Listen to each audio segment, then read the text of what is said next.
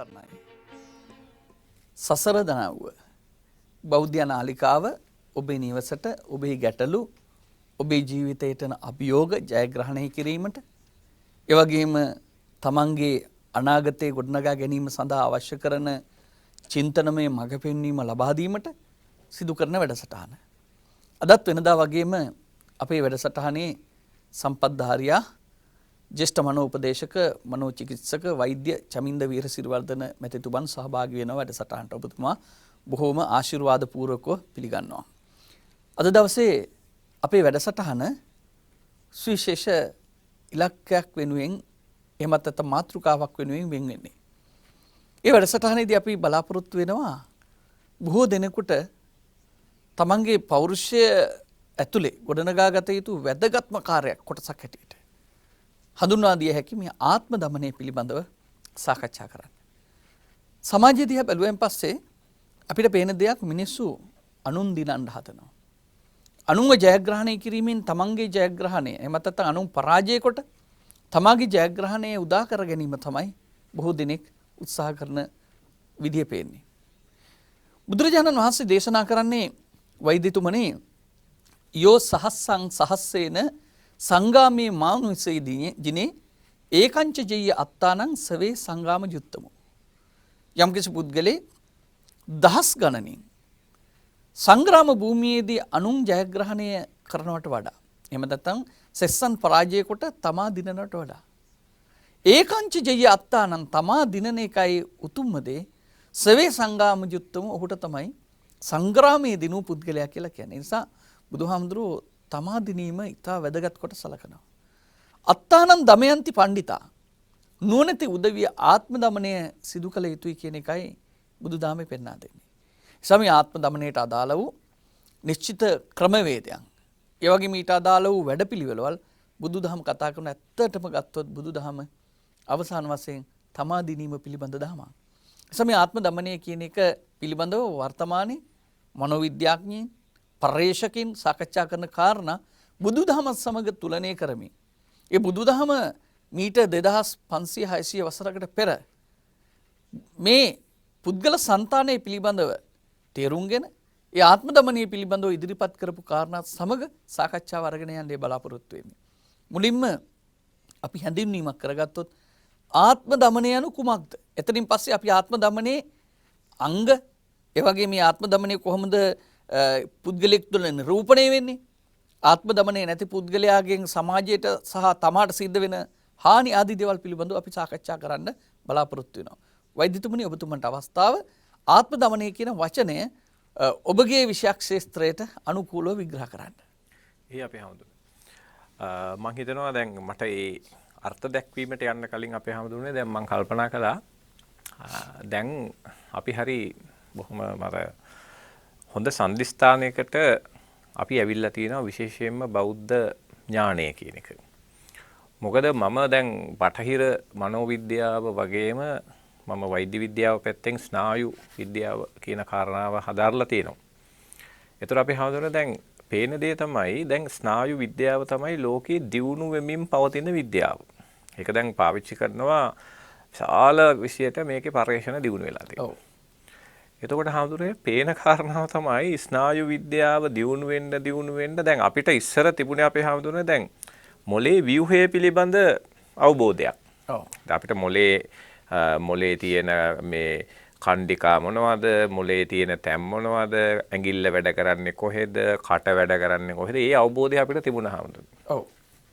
හැබැයි ස්නායු විද්‍යාවේ විශේෂයෙන්ම භෞතික විද්‍යාවෙන් ගොඩනගපු සමහර ටෙක්නොලොජි තාක්ෂණය පාවිච්චි කළා මේ මෑත කාලේ අපේ හැමෝටම අපිට පුළුවන් වුණා මොලේ ක්‍රියාකාරීත්වය පිළිබඳ විශාල අවබෝධයක් ගන්න. ඔව්. දැන් මතකයේ කියන්නේ කොහොමද? ඒක හැදෙන්නේ කොහොමද? දැන් ඒකෙම ආපු අදහසක් තමයි අපේ හැමෝටම මේ සෙල්ෆ් රෙගියුලේෂන්.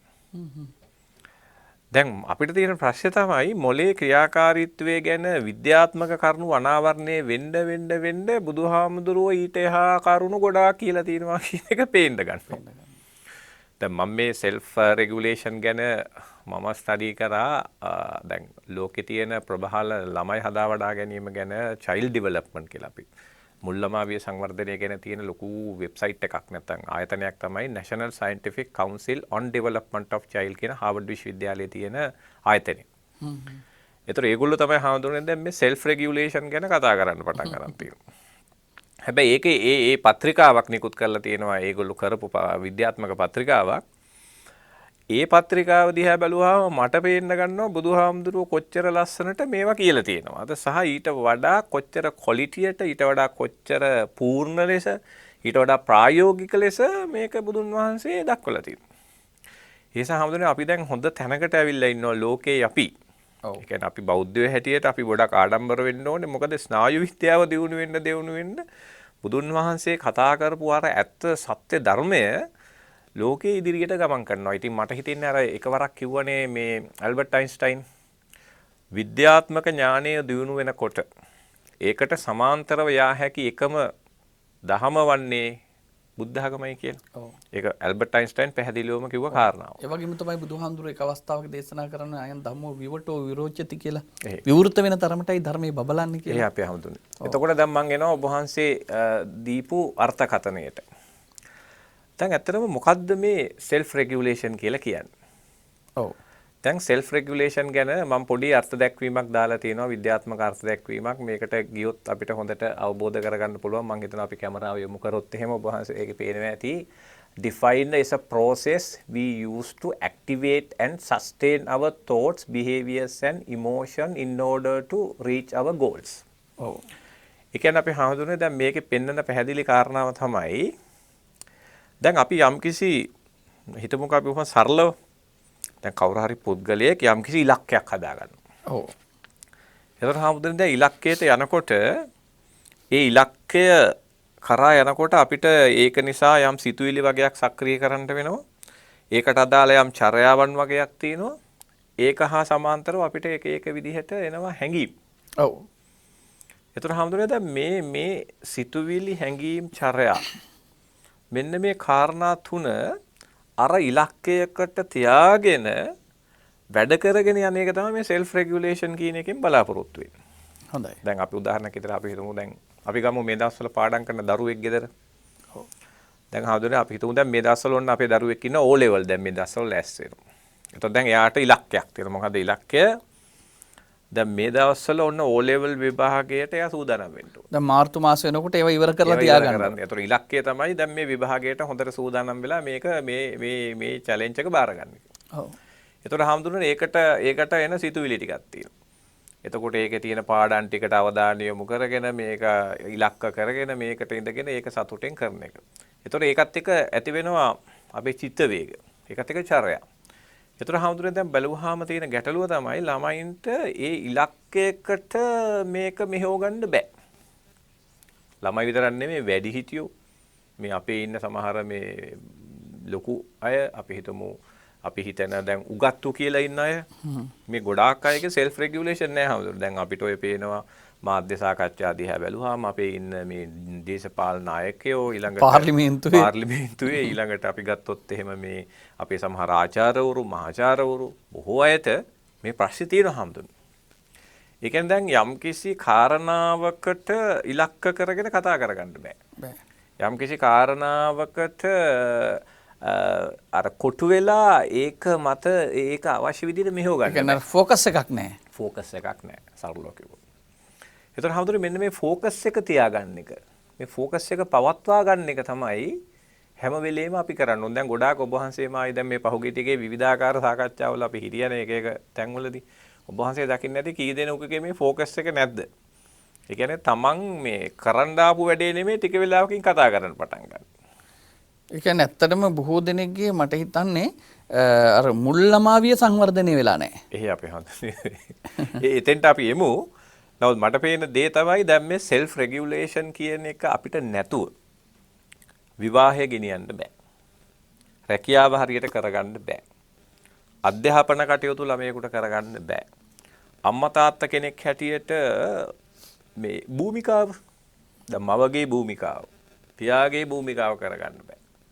පුරවැසියෙක් හැටියට රටේ භූමිකාව කරන්න බෑ. එසා හඳුරන්නේ මේ self regulation කියන එක අපේ ජීවිතයේ තියෙන හැම භූමිකාවකටම තාම වැදගත් ගුණාංගයක් නැත්තම් අපි කියනවා කම්පිටන්සි එකක් යම්කිසි ගොඩනගාගත යුතු කුසලතාවයක් හැටියට හඳුනාගෙන තියෙනවා දැන් ලෝකේ.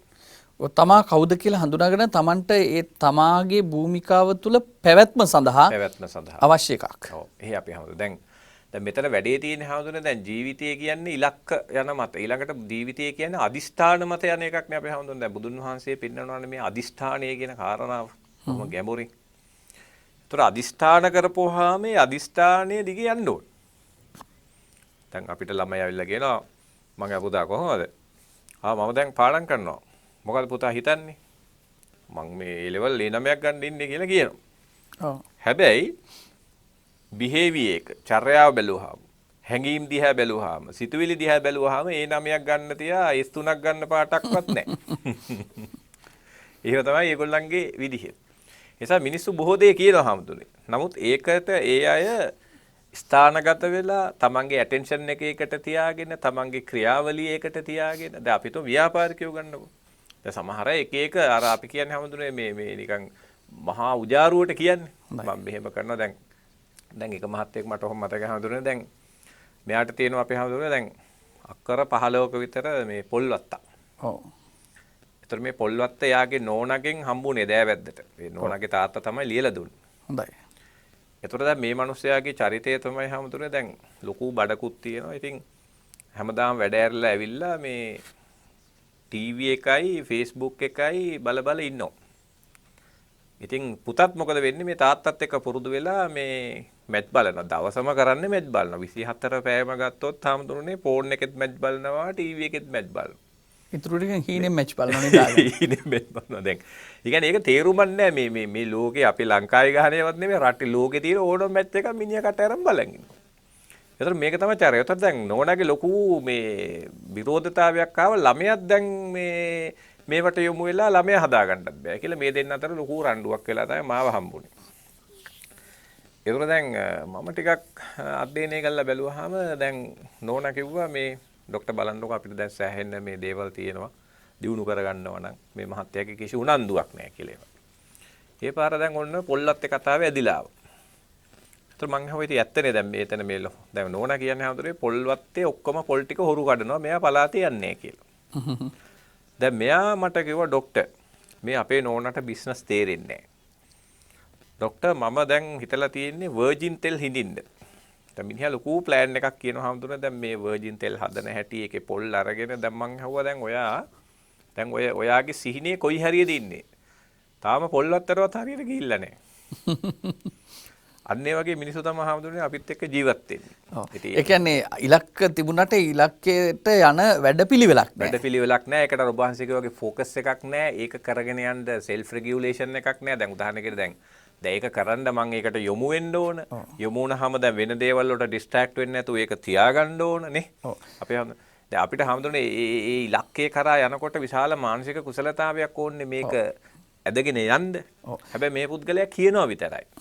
වෛද්‍යතුමනි දැන් මම ඔබතුමා තව විසවකට අරගෙන යන්න බලාපොරොත්තු වෙනවා. දැන් අපි දන්නවා self regulation එහෙමත් නැත්නම් ආත්ම දමනය කියන එක මොන විදිහටද මනෝවිද්‍යාවේ විග්‍රහ වෙලා තියෙන්නේ කියන එක. ඒත් එක්කම දැන් ඔය සම්බන්ධයෙන් කතා කරද්දී මට හිතෙනවා දැන් අපේ ජීවිතවල දෙපැත්තක් තියෙනවනේ. එකක් තමයි අපි බොහෝ දේවල් ස්වභාවිකවම අපිව ආරක්ෂා කරනවා. දැන් ගින්දරට අත යනකොට අත රත් වෙනකොට අපි අත ගන්නවා. ඒකට අත දාගෙන ඉන්නේ නැහැ. මොකද හේතුව අපිව පාලනය කරනවා. බස් එකක් එනකොට අපි වහාම ඈත් වෙනවා. එහෙම නැත්නම් අපේ ඇඟ ළඟින් හරි කුරුල්ලෙක් හරි ගියොත් අපි පැත්තකට වෙනවා. එතකොට ඒ විදිහට අපි ඒකට මම හිතන්නේ අර ඉන්ස්ටින්ක්ට් වගේ අදහසක් එන්නේ නිකන් මේ ස්වභාවිකවම එහෙම සමහර දේවල් වලට අපි ප්‍රතිචාර දක්වනවා.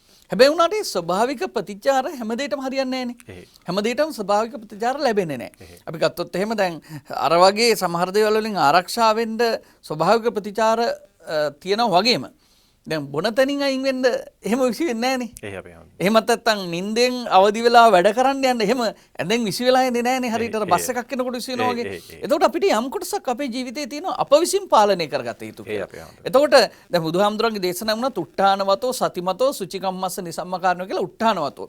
ඒක තමන් කරන්න තියෙන එක. සතිමතෝ ඒ උත්සාහයෙන් කරනකොට සිහිය පිහිටුවා ගන්න ඕනේ. මොකද ඒක තමයි ફોකස් එක. ඊට පස්සේ සුචිකම්මස්ස කරන වැඩේ හරි විදියට කරන්න ඕනේ. නිසම්මකාරණෝ සොයා බලා කරන්න ඕනේ. ඒ වගේම තමයි සංයත ආත්ම දමනයෙන් කරන්න ඕනේ. එතකොට යසෝබි වඩ්ඩති යාගේ කීර්තිය ප්‍රශංසාව වැඩෙනවා කියලා දේශනා කරන්නේ. ඉතින් මේ ධර්මය මේ ඉගැන්වීම ඔබතුමා ඔය සඳහන් කරන ආත්ම දමනය හා සම්බන්ධ කරන්න පුළුවන්ද? එහි අපේ හැමදෙරේ දැන් මම ඔතෙන්ට වෛද්‍ය විද්‍යාත්මකව එන්න තමයි උත්සාහ කරන්නේ. අපි හැමදෙරේ දැන් මෙහෙමයි. දැන් මේ ඔටෝ රෙගියුලේෂන් කියන එක දැන් ගොඩක් වාහන ගමුකෝ අපි. ඔව්. දැන් ඔන්න දැන් ඔය අලුත් වාහන වල අපි හැමදෙරේ දැන් අපිට එකපාරක් ලොක් කරන්න අමතක වුණොත් සමහර අය ඔටෝ ලොක් වෙනවා. ඔව්. අපි වාහනේ ස්ටාර්ට් කරලා ටිකක් දුර යනකොට වාහනේ දොරවල් ටික ඔටෝ ලොක් වෙනවා. ඔව්. දැන් ගොඩක් වයිපර්ස් හදලා තියෙනවා ඔටෝ වස් එනකොට ඔටෝ රෙගියුලේට් වෙලා මේ වයිපර් එක ඔන් වෙනවා. ලයිට් රෑට ඔන් වෙනවා. එතකොට දැන් මේ ඔටෝ රෙගියුලේෂන් කියන එක හම්දුනේ දැන් ගොඩාක් මේ භෞතික විද්‍යාත්මක දියුණුවත් එක්ක බොහෝ යන්ත්‍ර වලට ඇවිල්ලා තියෙනවා. ස්වයංක්‍රීය භාවය. ස්වයංක්‍රීය භාවය. ඒ වගේම හම්දුනේ දැන් ඔබ වහන්සේ මතක් කළා වගේම මේ හියුමන් බොඩි එකට අපේ පැවැත්මටත් ඔටෝ රෙගියුලේෂන් එකක් ඕනේ හම්දුනේ. දැන් ඔබ වහන්සේ කිව්වා වගේ දැන් මෙතෙන්ට නායක ආවොත් මං දැන් මෙතෙන්ට උඩින් සර්පයෙක් වගේ ඡායාවක් දැක්කොත් අපි ටක් ගාලා පනිනවා. ගින්දරට අත ගියොත් ටක් ගාලා ගන්නවා. මොකක් හරි තැනකින් වැටෙන්න ගියොත් ටක් ගාලා අපි ඔටෝ රෙගියුලේට් කරලා කෙලින් කරනවා. අපි හඳුරේ ලිස්සලා වැටුනොත් එහෙම අත අපි දන්නෙත් නෑ කොහොමද ගිහිල්ලා තියෙන්නේ කියලා මේ සමහරවල්ලාට අපිව බේරගෙන තියෙනවා. ඒ නිසා හඳුරේ දැන් මෙහෙම ඔටෝ රෙගියුලේෂන් සිස්ටම් එකක් අපේ සමාජයේ තියෙන මේ අපේ ශරීරයේ තියෙනවා. ඒතර මම මේකට මේ කැමති මෙන්න මේ විදිහේ පොඩි ආකෘතියක් ඉදිරිපත් කරන්න. අපි මේක කැමරාවෙන් අපේ තිරයට යොමු වුණොත් මම හිතන්නේ මෙතන පේනවා ඇති ඒ හරි ලස්සනට මේකේ පෙන්නලා තියෙනවා හම්දුරේනේ මේකේ යාන්ත්‍රණය. දැන් මේක අර මම ඔබ වහන්සේට කිව්වේ හාවර්ඩ් විශ්වවිද්‍යාලයේ මුල්ලමාවිය නැත්තම් චයිල්ඩ්හුඩ් මේ ඩෙවලොපින් චයිල්ඩ් කියන ආයතනය තමයි මේ මොඩල් එක ඔටෝ රෙගුලේෂන් ගැන ඉදිරිපත් කරලා තියෙන්නේ. දැන් මේක හරි ලස්සන එකක් හම්දුනේ. දැන් මේකේ තියෙන ඔබ වහන්සේට පේනවා ඇති කොටස් දෙකක් තියෙනවා. එකක් තමයි ඔටෝමැටික් සෙල්ෆ් රෙගියුලේෂන් කියලා එකකුයි ඉන්ටෙන්ෂනල් සෙල්ෆ් රෙගියුලේෂන් කියලා එකකුයි. දැන් අර ඔබ වහන්සේ මට කිව්වේ දැන් අර ගින්දරට අත පිච්චෙන එක, බස් එකක් පැන්නාම අයින් වෙන එක, වැටෙන්න යනකොට අපි බේර ගන්න එක, ඒක ඔටෝ රෙගියුලේෂන් එකක්. කියන්නේ ඔටෝමැටික් සෙල්ෆ් රෙගියුලේෂන් එකක්. ඔව්. මම හිතන්නේ ඒක පුද්ගලයාගේ ජීවිතයේ අවම ආරක්ෂා කරගන්න තියෙන. ඒ අපේ හඳුරේ. අපේ ජීවිතයේ පැවැත්ම. අවම පැවැත්ම හානි කරගන්න එක. හැබැයි ඊට වඩා අපිට වැදගත් වෙන්නේ දැන් ඒක කොහොමත් අපිට කළා දෙනවනේ හම්දුනේ. දැන් අපේ ස්නායු පද්ධතිය අපිව ඔටෝ රෙගියුලේට් කරලා සෙල්ෆ් රෙගියුලේට් කරලා අපිව ආරක්ෂා කරනවා. ඔව් බැරි වෙලාවත් අපි කටට අපි ගත්තොත් එහෙම කිසියම් වසක් ඒක එළියට දාන්න තමයි සූදානම් වෙන්නේ. දැන් අපි හිතමු අර ස්පොල් යනවා කියලා කියන්නේ අපි පිට උගුර යනවා කියන්නේ. දැන් මොකක් හරි බත් ඇටයක් ශ්වාසනාලයට යන්න ගියොත් කැස්ස ඇවිල්ලා විසි කරනවා. ඉබුන් ඇවිල්ලා විසි කරලා දානවා. ඒ නිසා හැමදෙරේ දැන් අපේ හැම දෙයක්ම ඔටෝ රෙගියුලේට් වෙන්න ගොඩක් ඒවා හදලා තියෙනවා. අපි හිතමු දැන් අපේ කාබන් ඩයොක්සයිඩ් ඇඟ ඇතුලේ අද වුණොත් ශරීරයේ ලොකු ඔටෝ රෙගියුලේෂන් මෙකැනිසම්ස් ගොඩාක් තියෙනවා. ඒ නිසා ඔටෝ රෙගියුලේෂන් කියන එක අපේ පැවැත්ම වෙනුවෙන් ස්වභාව ධර්මයේ දීපු ලොකු දායාදයක් ඔටෝමැටික් සෙල්ෆ් රෙගියුලේෂන් කියන එක. ඒ කියන්නේ ඒකට අපේ ඒක ඔය භාවනා යෝගින් එහාට මෙහාට වෙනස් කරපු බව වර්තා තියෙනවා. අපේ හැමෝටම ඔබ වහන්සේ දැකලා ඇති දැන් ඔය හිමාලයේ සමහර මේ පරීක්ෂකයෝ කළා තියෙනවා දැන් රෙස්පිරේෂන් කියන එක ඉන්ටෙන්ෂනල් නෙවෙයිනේ. ඔව්. දැන් සමහර අය හුස්ම නවත්තන් ඉඳලා තියෙනවා හැමදුනේ වලක දවස් ගාණක්. ඔව්. ආපහු හුස්ම උදට අරන් තියෙනවා. දැන් අනිත් මෙහෙමනේ අපි හැමෝටම සමහර ඒවා දිනු කරන්න පුළුවන් නේ. සමහර ඒවා දැන් ඔබ වහන්සේ බලන්න ජිම්නාස්ටික් කරන අය. ඒ පණින පැනිලි. දැන් සමහර ඔබ වහන්සේ බලන්න සමහර මිනිස් ක්‍රියාකාරකම් අපිට හිතා ගන්න බෑනේ කොහොමද කරන්නේ කියලා. සමහර ගහන කරණන් දිහා බැලුවාම ඔව් දැන් අපිටත් පොල්ලකින් ගහුවොත් අපි පැත්තට වෙනවා තමයි. හැබැයි ඒක පුහුණු කරපු කෙනෙක් ඊට වඩා වේගෙන් පැත්තකට එනවා. දැන් අපි ගත්තොත් කුම්ෆු වගේ එකක්. ඒ නිසා ඔටෝ රෙගියුලේෂන් එකත් හාමුදුරනේ දිනු කරන්න පුළුවන්. හොඳයි. හැබැයි ඒක අපේ ජීවිතේ පැවැත්මට අදාළව යම් මට්ටමකින් පිහිටා තිබෙනවා කියලා ඔබතුමා කියන්නේ. එහෙයි අපේ හාමුදුර. ඒක ඔබතුමා කියනවා ඊට වඩා වෙනස් දෙයක් තවත් තියෙනවා දිනු කරන්න පුළුවන්. ඒක තමයි හාමුදුරුවේ ඉන්ටෙන්ෂනල් ඔටෝ රෙගියුලේෂන් කියන්නේ. ඔව්. මේ ඉන්ටෙන්ෂනල් නැත්තම් මේ හිතාමතා. ඒ කියන්නේ අපේ දැන් අතරේ තියෙන හාමුදුරනේ අපේ සවිඥානික මනස සම්බන්ධ වෙන්නේ නැහැ වැඩි. දැන් ඔටෝමැටික් සෙල්ෆ් රෙගියුලේෂන් වල සවිඥානික මනස සම්බන්ධ වෙන්නේ නැහැ. ස්වයංක්‍රීයව වෙන්නේ. හැබැයි අපි ගත්තොත් හාමුදුරුවෝ දැන් මම ඉලක්කයකට පාඩම් කරන එක ඔටෝමැටික් වුණා නම් ෂෝක් නේ හාමුදුරුවෝ. හැබැයි ඒකෙන් පැනලා එන එක ඔටෝ වෙනවා. පැනලා යන එක ඔටෝ වෙනවා. දැන් අපි හිතමු දැන් මම මගේ එදිනෙදා වැඩ ටික අර ඔබ වහන්සේ කිව්වා වගේ මං උදේ දැන් රොබෝලට කරලා තියෙන්නේ මොකද? රොබෝලට කරලා තියෙන්නේ හැමදෙරුනේ ඒව ඔටෝමැටික් දීලා තියෙනවා. මම ඔබතුමාට යෝජනා කරන්නද වෙනස් දෙයක්. මට මේ හිතන දෙයක් ඔබතුමාම කියද්දී දැන් සාමාන්‍යයෙන් එක පියවරකින් සිද්ධ වෙන දේවල් ඔටෝ වෙන්න පුළුවන්. හැබැයි පියවර ගණනාවකින් සිද්ධ වෙන දේවල් අර විදිහට යම් කිසි චින්තනමය ක්‍රියාදාමයකට සම්බන්ධව පාඩම් කරනකොට යන්න ඕනේ. පොත ගන්න ඕනේ. පොත විවෘත කරන්න ඕනේ. පොත කියවගෙන යන්න ඕනේ. ඒක හිතට ගන්න ඕනේ. ඒක ප්‍රොසෙස් එකක් තියෙනවා. වැඩපිළිවෙලක් තියෙනවා. හැබැයි අර ඔටෝ රෙගියුලේෂන් වෙනවා බොහෝ වෙලාවට තියෙන්නේ ඒ පොඩි තනි පියවරවල. තනි පියවරවල. ඒ අපි හඳුනන. ඒක හරියටම හරි. ඒක හරියටම හරි. මොකද අරක ටිකක් සංකීර්ණ එකක්. සංකීර්ණයි. සංකීර්ණ එකක්. දැන් අරක තියෙන්නේ පොඩ්ඩක් පනින්න. අත ගන්න. අත ගන්න. පොඩි එකක් නේ තියෙන්නේ එතන.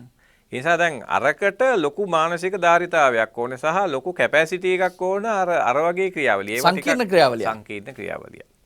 හැබැයි ඒක අපේ ජීවිතේ දැන් අපි ඔටෝ රෙගියුලේට් වෙලා අපේ ජීවිතේ බේරලා දුන්නට වැඩක් නෑ හැමතුනේ අපේ ජීවිතේ සාර්ථක කරගන්න එපා. දැන් ජීවිතේ සාර්ථක කරගන්න වෙන්නේ ඉන්ටෙන්ෂනල් ඔටෝ මේ රෙගියුලේෂන් කියන එක වර්ධනය කරගන්න වෙනවා. ඒතර මේ ඉන්ටෙන්ෂනල් ඔටෝ රෙගියුලේෂන් කියන එක තමයි අපි දැන් අවධානය යොමු කළ යුත්තේ. ඔව්. මම හිතන්නේ බුදුන් වහන්සේ පවා යෝජනා කරේ මෙන්න මේ කොටස දියුණු කර ගැනීම ගැන තමයි මුළු බුදුදහමම මට හිතෙන්නේ මේ ફોකස් වෙලා තියෙන්නේ නැත්තම් එල්ල වෙලා තියෙන්නේ කියන කාරණාව මගේ ඔළුවට එනවා මේ ඔබ වහන්සේ මේක තව විග්‍රහ කරන්න මේක අපිට විග්‍රහ කරගන්න පුළුවන්. වෛද්‍යතුමනි ඔබතුමා මුලින් පැහැදිලි කළොත් ඔය ඉන්ටෙන්ෂනල් රෙගියුලේෂන් එකට යන්නේ කොහොමද? සෙල්ෆ් කන්ට්‍රෝල් එකේ. එහෙම නැත්නම් ආත්ම දමනයේ කොහොමද අර හිතා මතා තමා දමනය කරගෙන එහෙම නැත්නම් තමා යම්කිසි ඉලක්කයක් කරා අරගෙන යාම කොහොමද විද්‍යානුකූලව විග්‍රහ කරන්න කියන එක තවදුරටත් විග්‍රහ කළොත් අපිට මේක ගලපන්න පුළුවන් දහමත් එක්ක. හොඳයි. මම හිතනවා ආයි අපි නැවත අපි රූපයට යොමු වෙමු චුට්ටක්. රූපෙ දිහා බැලුවොත් ඔබට පේනවා ඇති මේක ඊටාම වැදගත් කැලලක් තියෙනවා. හැමදේම අපි රූපේ පොඩ්ඩක් කැමරාවට යොමු වුණොත් මේකේ වැදගත්ම දේ තමයි මේ ඇටෙන්ෂන් කියන එක. දැන් මම පොඩ්ඩක් ඒක ඇඟිල්ලෙන් නිකන් පෙන්නන්නම්. මෙන්න මෙතන මේ ඇටෙන්ෂන්. මේ ඇටෙන්ෂන් කියන එක හරිය වැදගත් එකක් අපේ මේ ක්‍රියාකාරීත්වය. ඔය සති කියන එක වෙන්න ඇති. ඔව් හැමදේම. දැන් ඇටෙන්ෂන් කියන එක අපි තවදුරටත් මෙහෙම විග්‍රහ කරොත් මම මේකේ පෙන්නලා තියෙනවා. ඊළඟ ස්ලයිඩ් එකට ගියොත් ඔබට පේනවා ඇති critical gatekeeper that need to effectively self regulate. දැන් attention කියන එක හොඳට බලන්න අර දෙවෙනි එකේ attention include that moment by moment awareness of thought, feelings, behavior, performance and progress toward the goal. ඒතර හැමදේම මෙන්න මේ attention කියන කොටස ඊටාම වැදගත් වෙනවා intentional self regulation වල. දැන් භාවනාවේදී කතා කරන ඔකට මේ bare attention කියලා. සතිය bare attention. ඒ මොහොත තුල සිහිය පවත්වා ගැනීම. දැන් හැමදේම මෙතන වැදගත් දේ තමයි පළවෙනි දේ දැන් මෙතන පෙන්නනවා දැන් මූවමන්ට් එකට අව්‍යා වෙනවා. අව්‍යා වෙනවා කියන්නේ ඒක හොඳ සතියෙන් අපි ඉන්නවා අපේ සිතුවිලි හැඟීම් චර්යා සහ මගේ performance ගැන. ඔය දැන් බුදුහාම කියද්දි මට මතක් වෙනවා බුදුහාඳුර දේශනා කරනවා ගතේ හිතේ නිසින්නේ සුත්තේ ජාගරිතේ භාසිතේ තුන්හි භාවේ සම්පජානකාරී හෝති.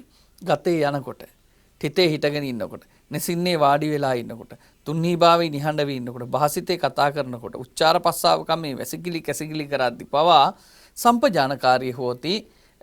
සිහියෙන් කටයුතු කරන්න ඕන. අසිත පීත කායිත සායිත කන බොනකොට සීල අවස්ථාවේදී ඒ කරන ක්‍රියාව වෙත නිසි අවධානය පූර්ණ අවධානය යොදාගෙන කටයුතු කරන්න ඕන කියලා. ඉතින් ඔබතුමා සඳහන් කළේ මම හිතන්නේ එම කරුණම තමයි. එම කරුණම තමයි. එතකොට හාමුදුරුවෝ දැන් මෙහෙමනේ. දැන් ඕක අපි අපේ මොලේ පැත්තෙන් බැලුවාම දැන් එළියෙන් උත්තේජයක් එනවා.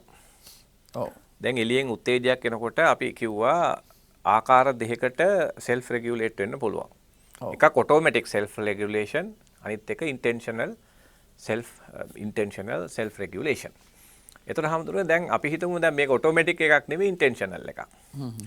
එතකොට පළවෙනි දේ තමයි attention. දැන් මෙතන අරක attention එක ටක් ගාලා වෙලා ඉවරයි. අර ඔබ වහන්සේ වගේ automatic ඒ ඔක්කොම වෙලා අපි දන්නෙත් නැහැ. ඔව්. හැබැයි මෙතන තියෙන attention එක ඊට වඩා පළල් එකක්. මොකද මේකේ process එකක් තියෙනවා ඔබ වහන්සේ කිව්වා වගේ. ඒකේ ක්‍රියාවලියක් තියෙනවා. ඔව්. දැන් අපි හිතමු අපි මේ දවස්වල උදාහරණයක් ගත්තොත් දැන් ශිෂ්‍යයෙක්. එයාට ඉගෙන ගන්න යන්නේ. ඔන්න ඉඳගත්තා. නැත්නම් අපි තුමු සරල උදාහරණයක් අපිට වඩා හොඳ. අපි තුමු ඇඳෙන් නැගිට්ටා. ඇඳෙන් නැගිට්ටාම දැන් එයා නැගිට්ට බව දැනගත්තා. දැන් එයා නැගිට්ටා. දැන් එයාට attention right. එතකොට එයා දැක්කා net එක තියෙනවා. net එක ගෙට ගැහුවා. ඒකට හැමදෙරේ ආ දැක්ක ඇඳ. ඔන්න ඇඳට අපි සස්ටේනබල් අපි අවධානය තියාගත්තා. ඒතර ඇඳේ සීට් එක අපි ලස්සනට නැවුවා. රැලි හිටින්න නැතිව ලස්සනට එක නැවුවා. කොට්ටේ පිළිවෙලට හැදුවා. ඔන්න දැන් එයාගේ එතකොට හැමදෙරුනේ අවධානය තියාගත්තා ඒ කාමරයේ තියෙන ඒ කෑලි ටිකට දැන්. දැන් සමහර ළමයි දැන් බලන්න හැමදෙරුනේ දැන් ඔන්න හැරිච්ච ගමන් දැන් නැගිට බව දන්නේ නැහැ. නැගිට බව දන්නේ නැහැ. අර අම්මා කෑ ගන්න පුතා නැගිටින්න පොඩ්ඩයි ඉන්න පුතා නැගිටින්න පොඩ්ඩයි ඉන්න ඒ පාර අරේ කෑ ගහලා බෙරියන් දෙනකොට දෙන් පයින්නෝ. පැන්නාම මදුරු දැල්ලුයි බෙඩ් ෂීටුයි ඔක්කොම අරගෙන තමයි සාලෙට එන්නේ. ඊළඟට ඇවිල්ලා සාලෙනිදී ඒ පාර දැන්. දැන් ඔබ වහන්සේ බලන්න දැන් ළමයෙක්ව නැකිට්ටෝ ගන්න අම්මලා විඳින දුක උදේට. ඒ වගේම ඉස්කෝලේ යන්න ළමයෙක්ව ලෑස්ති කරගන්න අම්මලා විඳින දුක. ඒතර මේ සියලු කාරණා තමයි හේතු වෙන්නේ මේ self regulation කියන එක ළමයි තුල දියුණු වෙලා නැති වෙනකොට. ඒක වැඩි හිටිවියට හැම වෙලේම මේක බලපානවා. ඒ නිසා තමයි මේ හාවර්ඩ් විශ්වවිද්‍යාලය කියන්නේ මේක ඊටාම අත්‍යවශ්‍ය ගුණාංගයක් දරුවෝ තුල ගොඩනගන්න කියන කාරණාව. ඒ නිසා හැමදෙරේ දැන් මෙතන attention එක දියුණු කරන්න දැන් ගොඩාක් වැඩ කරනවානේ ලෝකේ.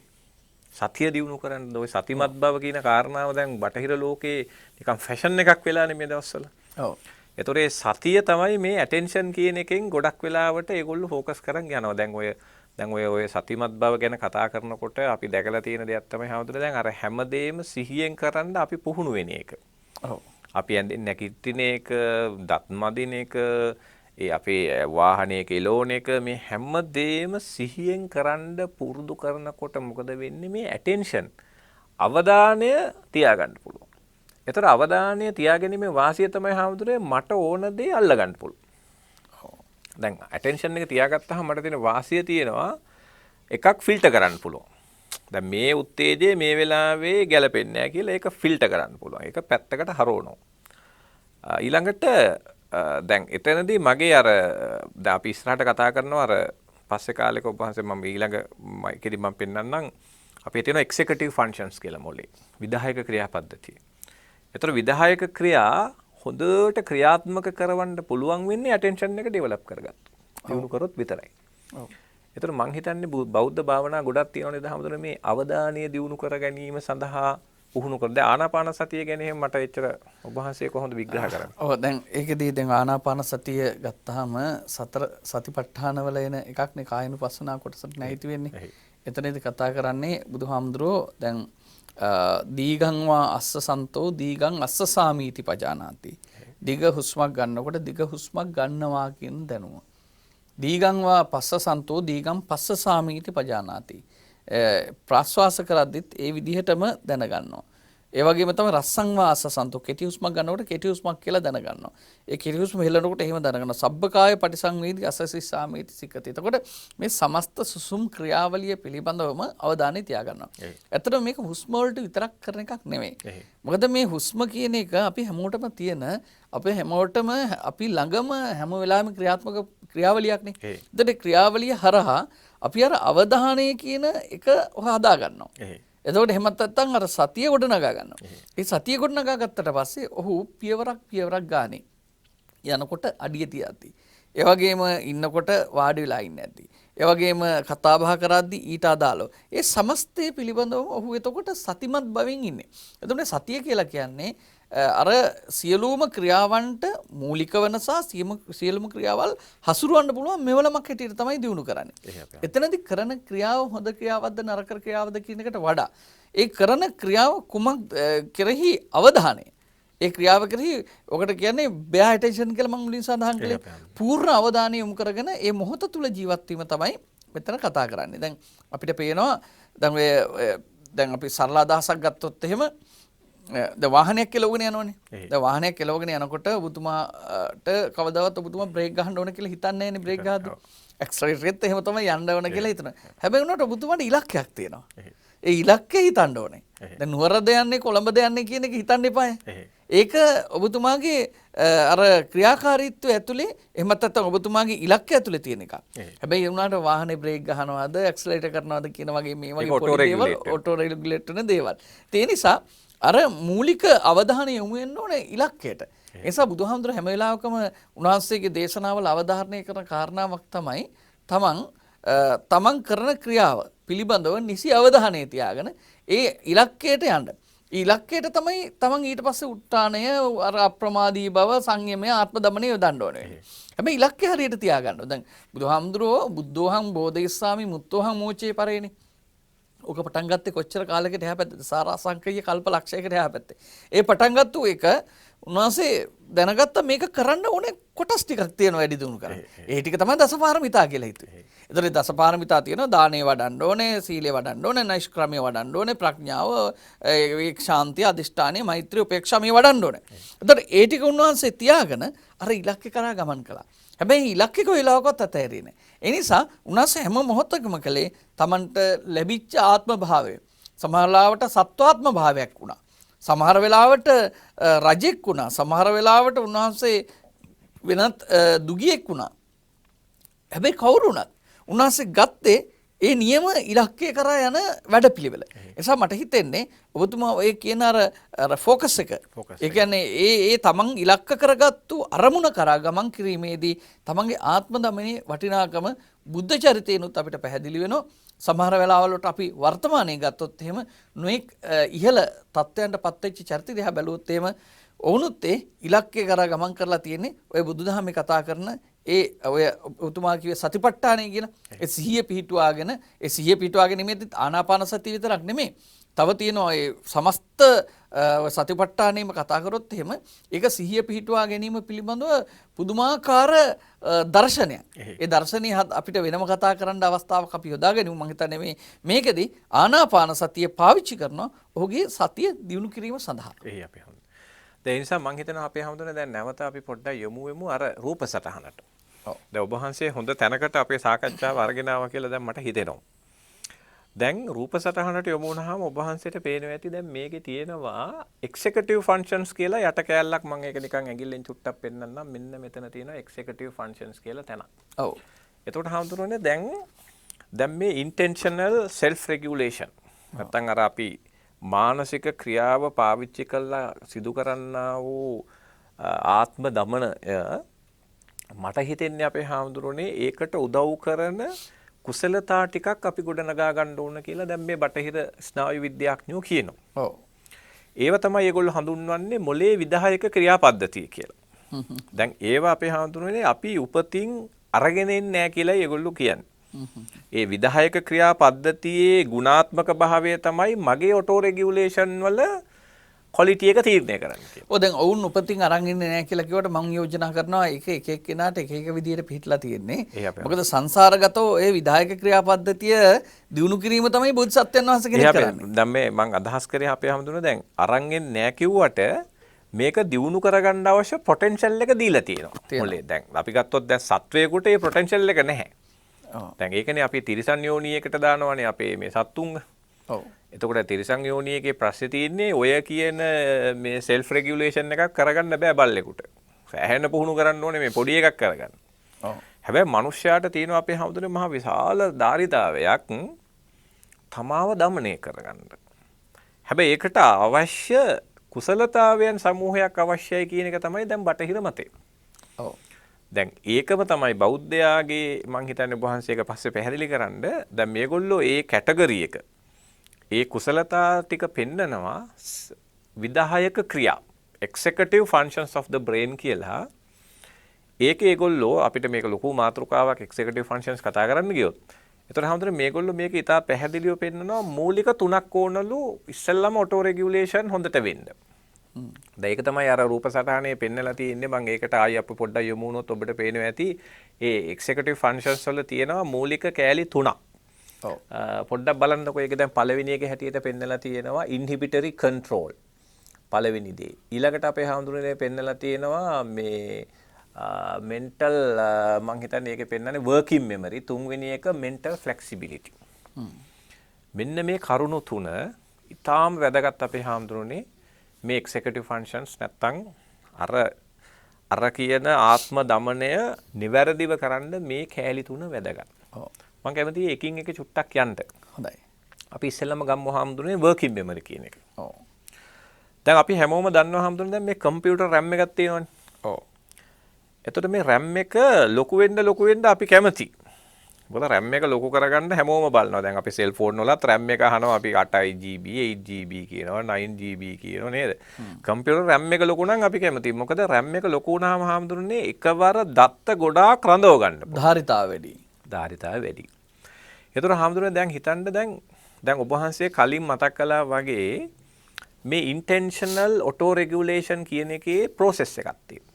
දැන් හිතන්න දැන් මට තියෙනවා ගැටලුවක් විසඳන්න. ඔව්. දැන් හිතන්න දැන් ඔන්න දැන් මට කවුරු හරි බැනලා කියලා මට ඉන්ෆර්මේෂන් එකක් ආවා. ඔව්. හවල් ඔෆිස් එකේ මට මෙයා බැන්නා. එතකොට හැමදෙන්නේ මගේ මොලේ එක එක පැති වලින් පත්තු වෙලා ඉන්ෆර්මේෂන් එනවා. දැන් මගේ අර මොලේ තියෙන අර තිරිසන් කොටසක් අපි කතා කරේ මේ ලිම්බික් පද්ධතිය කියලා. ඒකෙන් මට තරහ ඇති කරනවා, ගහන්න කියනවා, ওই මිනිහට පෙස්සන් ගහන්න කියනවා, මොකක් හරි කරන්න කියනවා. එක එක ඒවා මේ පැත්තෙන් එනවා. ඊළඟට හැමදෙන්නේ මගේ තව එනවා සදාචාරයේ පැත්තේ දැනුම, ආගම පැත්තේ දැනුම. ඊළඟට මිනිස්සෙක් ඇටියට මානවවාදී දැනුම. ඒතර මේ විවිධාකාර ඉන්ෆර්මේෂන් මට එනවා. ඒතර මේ සියලුම ඉන්ෆර්මේෂන් තියාගෙන ඕන මම මේ ප්‍රශ්නෙට උත්තරයක් හොයන්න.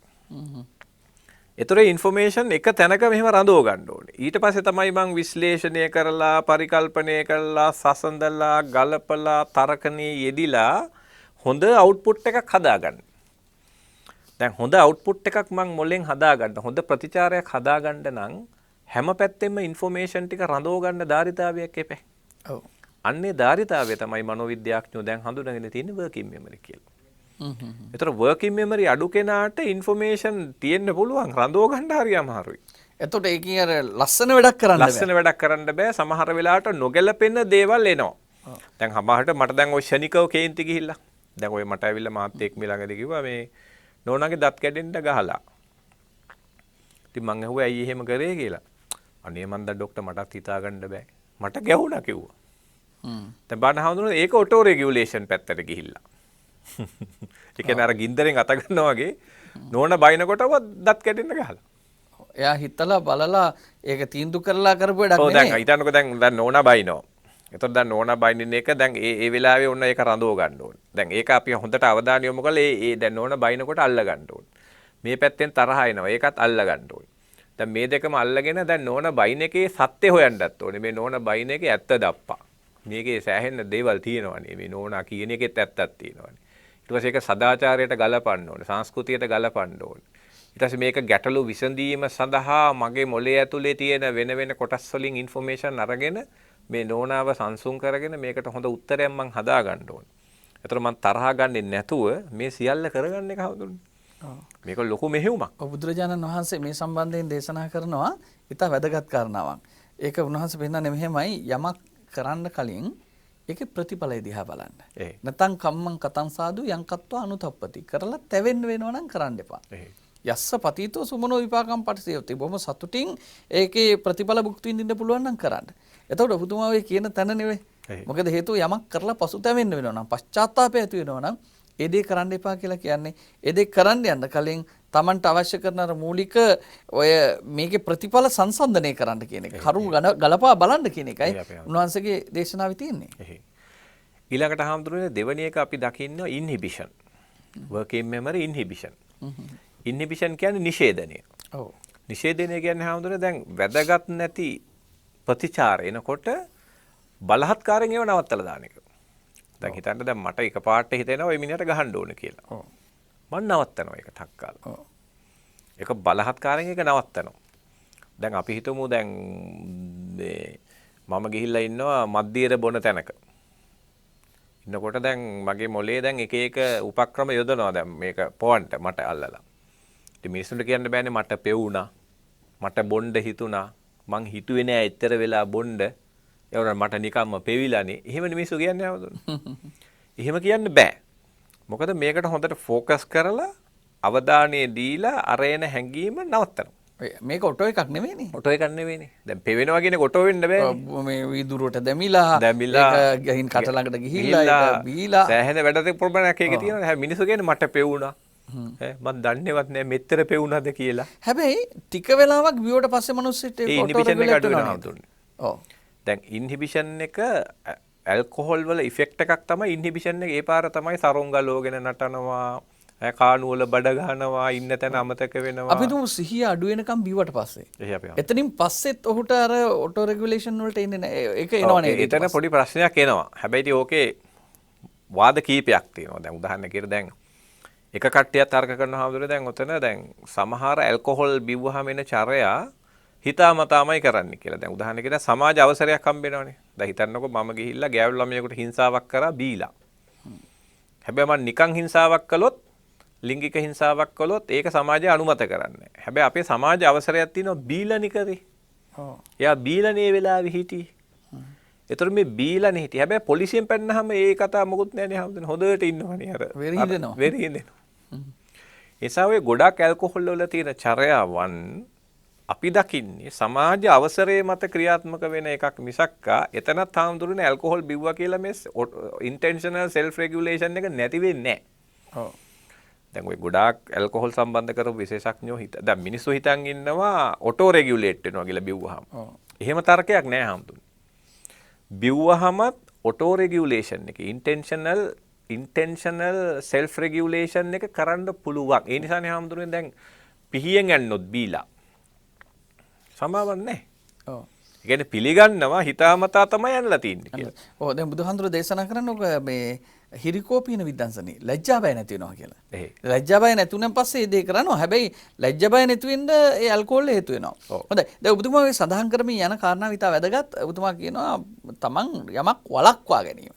වළක්වා ගැනීමත් මේ එකට අදාළයි. එහෙමත් නැත්නම් මේ ආත්ම දමනයේට වැදගත්. අපි ඒක දරුවෙක්ගේ පැත්තෙන් මෙහෙම හිතුවොත් අහමුද දැන් දරුවෙක් මේ වෙලාවේ ඔන්න දැන් එයාව සෙල්ෆ් රෙගියුලේට් කරගන්න ඕනේ ඕ ලෙවල් පාර්ට්නර් ළමයි.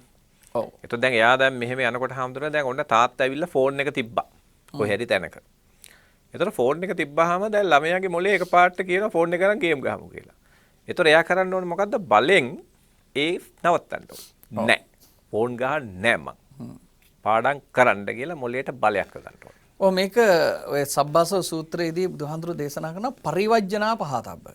පරිවර්ජනා පහතබ්බ කියලා කියන්නේ ඒක බලෙන් පරිවර්ජනය කරලා ඈත් වෙලා නැත්තම් ෆෝන් එක දිහා බලන්නේ නැතුව එක්ක තාත්තට කියන තාත්තා මට ෆෝන් එක මේ තියන්න එපා මට පේන්න. තාත්තට කියලාම තියෙනවා. එතකොට අරකට හිත යන්නේ නැහැ. ඒ පරිවර්ජනය කිරීමෙන් යමක් දුරු කරගන්න පුළුවන් කියලා. ඕකම අපිට විතක්ක සන්තාන සූත්‍රයේදී පේනවා දන්තේන දන්තමාද මේ දත් දෙක හපාගෙන ජීවහාය තාලුන් ආහච්ච දිවෙන් තල්ල තද කරගෙන තමන්ට ඒ එන විතරකේ එහෙමත් නැත්නම් සිතුවිල්ල පාලනය කරගන්න බැරි එක පාලනය කරගන්න හරි ඕනේ. එහෙම හරි පුළුවන් ඔහුට ඒකෙන් ගැලවෙන්න කියලා. ඒක තමයි පරිවර්ජන. එහෙමත් නැත්නම් දුරු කිරීමෙන්. එහෙමත් නැත්නම් ඔකට කියන්නේ අපි කිව්වේ මේ ඒ නතර කිරීමෙන් පාලනය කිරීමෙන් යමක් ඒ ඔය අවශ්‍ය කරන ආත්ම දමනයට යන්න පුළුවන් කියලා බුදුහාමුදුරුවෝ පෙන්නනවා. අනිත් එක අපේ හැමෝටම දැන් මෙතන ඊටම වැදගත් දෙයක් තමයි දැන් මේක පුහුණුවක්. ඔව්. දැන් අපි හිතමු දැන් මම ඔබ වහන්සේට කිව්වා දැන් මේ ඇත්තටම මේ මොලේ විදායක ක්‍රියාපද්ධතිය උපතේදීම අපිට උරුම වුණා නම් මේ ලෝකේ කොච්චර ලස්සන වේද අපේ හඳ.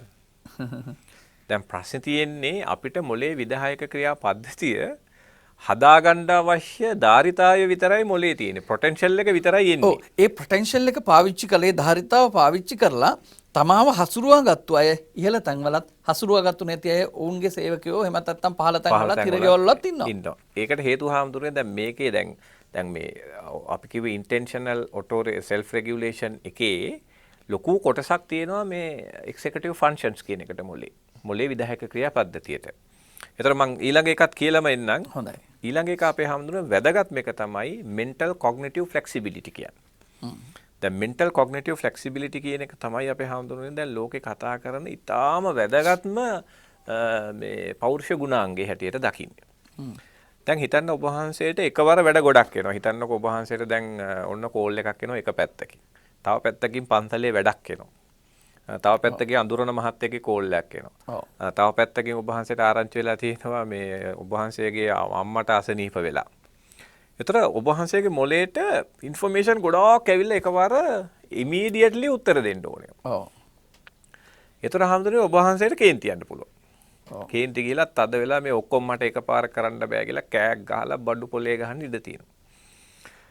එතකොට අපි ඔබ වහන්සේ හොඳ පුහුණු කරපු මනසක් තියෙනවා ඔබට. ඔබ වහන්සේ හොඳට පුහුණු කරලා තියෙන මනස. එතකොට දැන් අපිට මේක බෞද්ධ ප්‍රවේශයෙන් හරි මොකක් හරි ක්‍රමවලින් අපි පුහුණු කරලා තියෙනවා. එතකොට අපිට පුළුවන් හාමුදුරනේ එකින් එකට මෙහෙම නම්‍යශීලී වෙවි. දැන් අරකට උත්තරයක් දෙනවා. දැන් ඇත්තටම මම ඒක බලන් හිටියා මිහිට මොහොතකට කලින් ඔබ වහන්සේ මේක ලස්සනට කළා. කියන්නේ ඔබ වහන්සේ මේක හොඳට පුහුණු කරලා තියෙනවා. දැන් මම ඒක දිහාම මට මතක් වුණා. දැන් ඔබ වහන්සේට ආව තොරතුරු රටේ පැත්තේ තොරතුරු වගේක් ආවා. පන්සලේ තොරතුරු ආවා. ඒ සියල්ල ඔබ වහන්සේ බොහොම සංසුන්ව කිසිම තරහක් ගන්න නැතුව ඒක කරපු හරිය ලස්සනයි ඒක. ඒක තමයි අපේ හඳුනන්නේ mental cognitive flexibility කියන්නේ.